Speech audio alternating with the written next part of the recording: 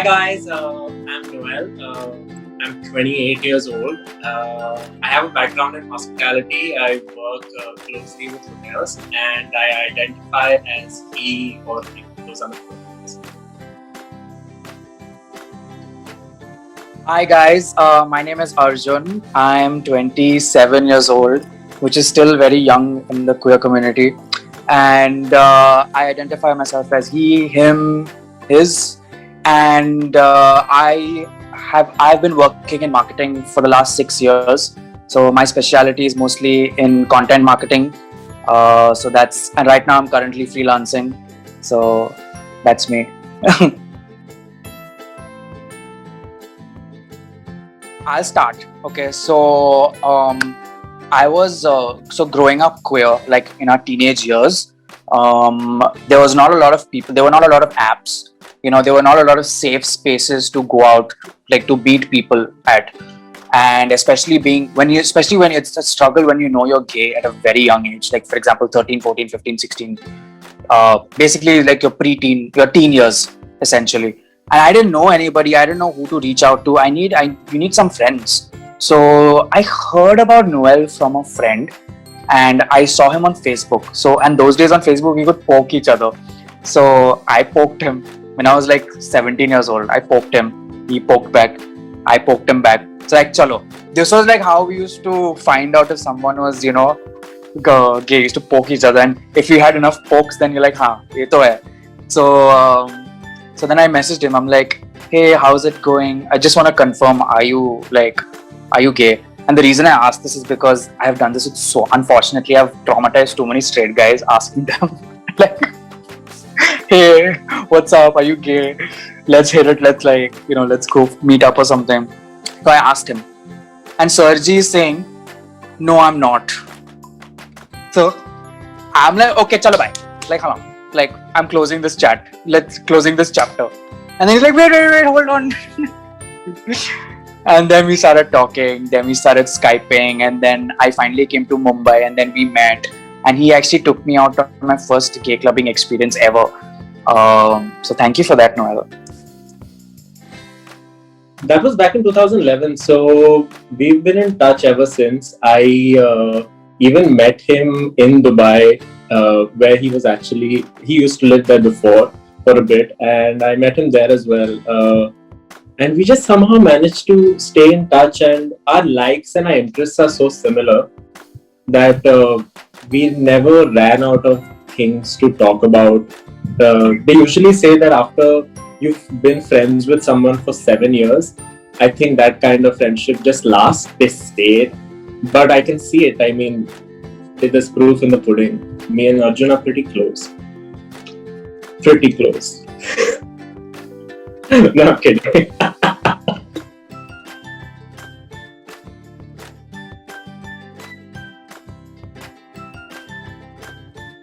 I think majority of my relationships have become stronger, I think, especially with family, because I'm at home more so now. So we get to talk about other things, and I'm out to them as well. I just came out in February.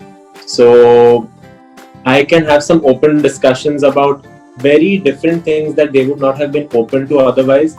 So that's good on the parents' front. With friends, I think every night, pretty much, me and Arjun always are FaceTiming each other, and we stay in touch. We've not seen each other in 2 months because of the lockdown, obviously. But even with majority of my friends, we have like these knit small WhatsApp groups. So I just I go online in the night around 10. We reconnect every day. We play a game of Ludo. And I think my relationships have become better and much stronger with people who are close to me. Acquaintances, thoda dilly-dally ho raha hai, but family and friends are definitely top priority. And it's become better with the lockdown.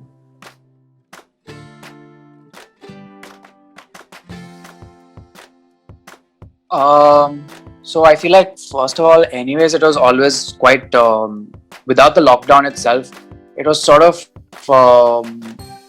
hard to kind of make meaningful connections, because I feel like a lot of times people feel like there's so many options, and then they don't somehow nurture. A lot of people, I'm not saying everybody, but a lot of people, they don't know how to I feel like we don't have the time or energy to nurture relationships or small friendships that we make online. Because honestly, sometimes I feel like when you're online in the dating world, it's like every day is a new day. You know, yesterday's boys and girls are yesterday's boys and girls. Today's boys and girls are today's boys and girls. Day after tomorrow will be a whole new crowd. So I feel like it's kind of difficult. We need to start like nurturing friendships or relationships online. And now with this lockdown, I feel like the general energy on these dating apps is very like flat, because I feel like where does the conversation go now? Because we don't really like either you. Let's be honest. A lot of times people are on these apps for sex or like some sort of instant gratification, right? Even if it's for a relationship, these plans are all on hold. So I feel like even the conversations are on hold. So the conversations don't really like they just don't move forward. And I feel like one more thing is there, like it doesn't even matter if someone lives like 550 kilometers from me or like 1 kilometer from me. We're not gonna meet. You know what I mean?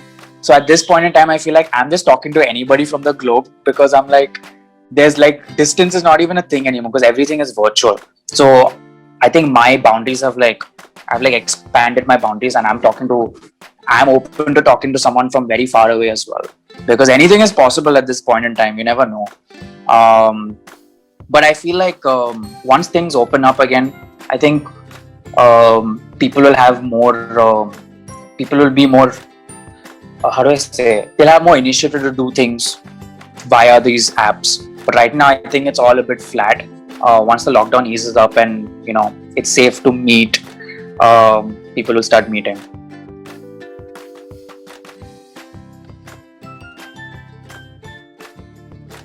I know a lot of people are not very active on social media, and they don't like video calls and stuff. I know a lot of my friends who are of those kind.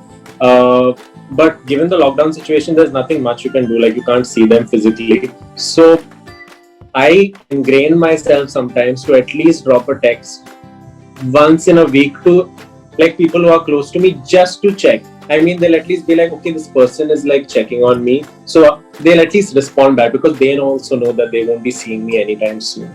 So I think it needs to be a little, I mean, if you want to have that concern, you can like drop a text, but physical touch won't happen for a while, I feel now. There's no alternative except for Zoom or like FaceTime and like calls, I guess.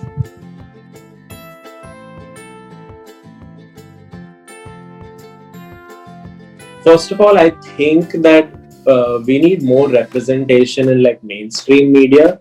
I Yes, I do think there is some representation which is coming now, but it's very token representation where, for example, if it's a gay role, a gay man's role, it's played so effeminate to just show that, this person is gay. There are different kinds of, there's different kinds of people under the gay funnel as well. So one person can be effeminate, one person can be really like, how do I say, in the culture they say straight acting, but there's different kinds of people. That is one thing. I think we need more representation in mainstream media, and we need roles which are played more by people from the community who can advocate and who can show that, this is not how we are being portrayed, and we are just not token representations in movies.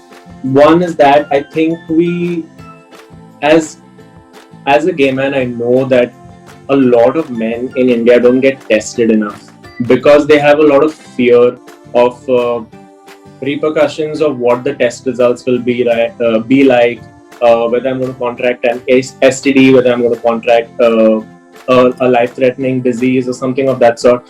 But I don't think we are ending stigma about these things. We are not educating gay men or the LGBTQI plus community in general, which is why people are not getting tested, because they are afraid that they might contract some disease. They don't want to know that they've contracted. Sorry. So I think it's very important that people get tested more often and know their status, their health status, before they engage in any kind of activity with each other. Yeah, I think two of those things. Yeah, definitely, I want to see those two things change in India at some point.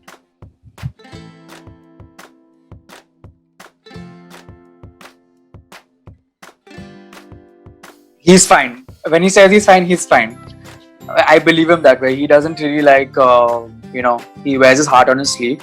And when he says he's fine, he's fine. If he's not fine, then he'll make sure I know. So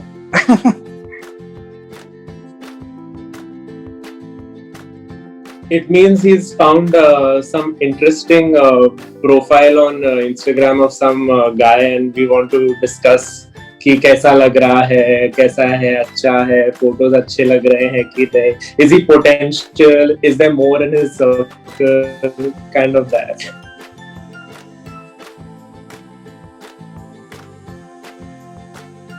does he? Yeah, he does. But not in like the romantic way. But actually, I don't know, to be honest with you, because like sometimes I'm like, is this bitch trying to flirt with me? Like, no, I'm kidding. I mean, we say it generally, like we're so close, like as friends now, so that like sometimes like he just does something amazing, I'm like, dude, I love you, man, I love you. So it's kind of like that, like we have that kind of brotherly, sisterly. Who are you calling a bro?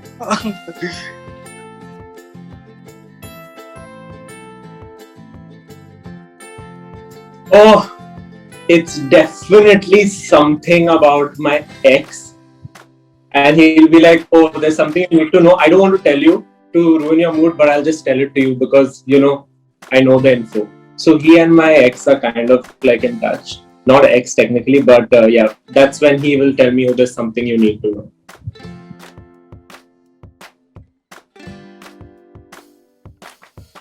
What do I say? Thank you. I respect that. No, I'm kidding. When he says I am the best, I think I believe him. I mean, when he says that, I think he's trying to boost my confidence at that point of time, because there are times when I am my biggest enemy. I think all of us sometimes our mind is we are our own biggest enemy. So when he says that, he's just trying to hype me up and he's trying to like remind me of maybe what sometimes I don't see. Sometimes maybe he sees something that I don't see. So he's just trying to remind me and he says, no, you are the best. And I'll argue with him, I'll debate with him. I'm like, no, this is why I'm not the best. And then he will, he'll actually tell me why. So thanks, Noel.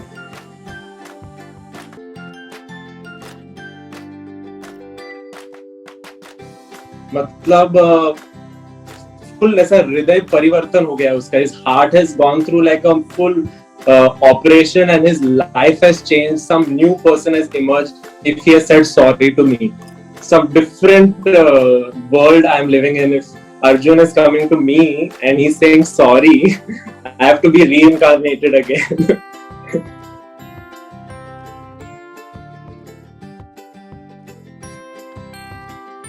Oh, it's something very controversial he has said, like so controversial by the book. But then obviously, because he'll be like, like I care about them also. So then he'll be like, oh, I'm just kidding.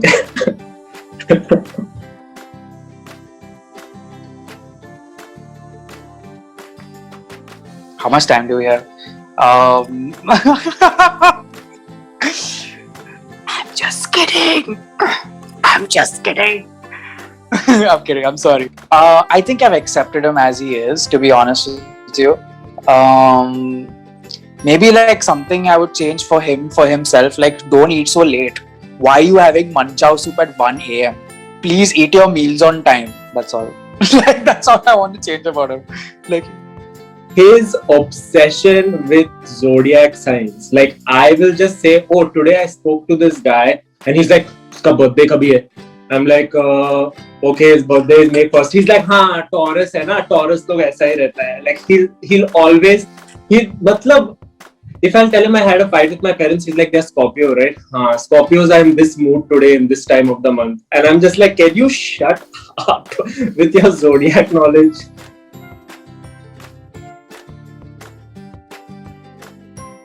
Oh, taking very stupid / funny videos of himself on like random songs and putting it up like on his story, just doing absolutely bizarre stuff where he's being himself completely. But I think that's his guilty pleasure.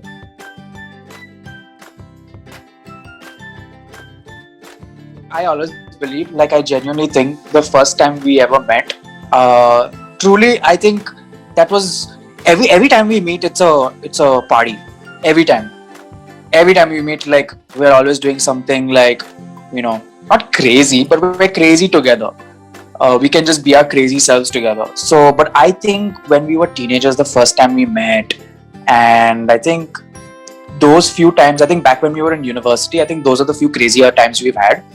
Like I remember, like we used to go, like we're like two 18-year-olds going clubbing, like, you know what I mean? Like, I don't know, like it's kind of, we're trying to like step into these adult shoes and just, go clubbing, but we're sort of still kids, and then like drinking alcohol and puking and then being there for each other. You know what I mean? Those stupid things. Do you remember, Noel, when we were walking? Yeah. We were walking to some club, it was raining, or we were like talli, and then he was like pulling my leg for something, and then suddenly, I just like puked on the street, and then suddenly he became very nurturing, and then I was like, the whole night, and then I took him to the club and I made him sleep on one sofa, and I was safeguarding him the whole night, like with my drink. Like, of course, I was talking to men, but I was telling them, "Idhar aake baat karo, क्योंकि मेरा friend यहाँ पे सोया है." Kind of that vibe.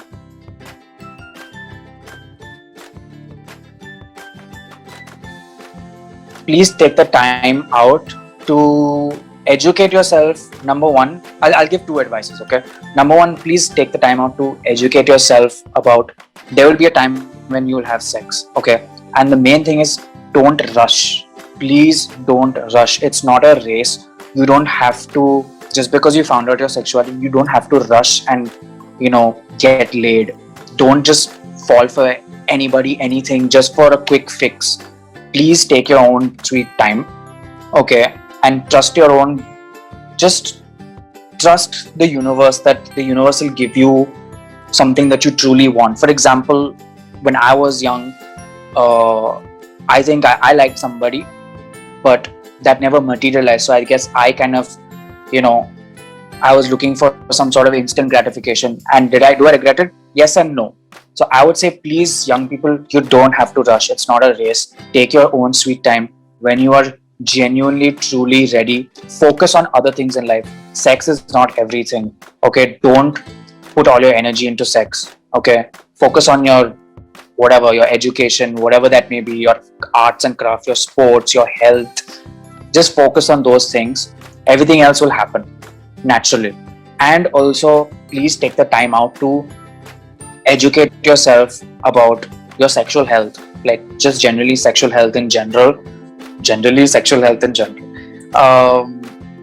Please educate yourself about, take the time out to read about either condoms or like, look, at the end of the day, especially if you're gay, it's a promiscuous world at the end of the day. So please educate yourself about HIV, about how, you can prevent HIV, how you can, if you are HIV positive, how you can take care of yourself, and how HIV positive people are not a threat to society if they're on treatment. Threat to society, I mean threat to an individual's health, when an HIV positive individual can live a normal life. So please try to educate yourself about destigmatizing certain beliefs that already exist, because you're the young generation and you can honestly make a change. So try to make the world a better place, and don't fall for peer pressure, and don't try to, my god, I'm just like acting like a grandma. But yeah, like just don't fall for peer pressure. There are a lot of predators also out there, to be very honest with you. This is something that's not talked about a lot, but there are a lot of predators out there. Please know your boundaries and don't let them cross into your boundaries. Just practice self-worth, practice yourself, respect yourself. Thank you. Thank you so much. Bye. See you. Bye-bye.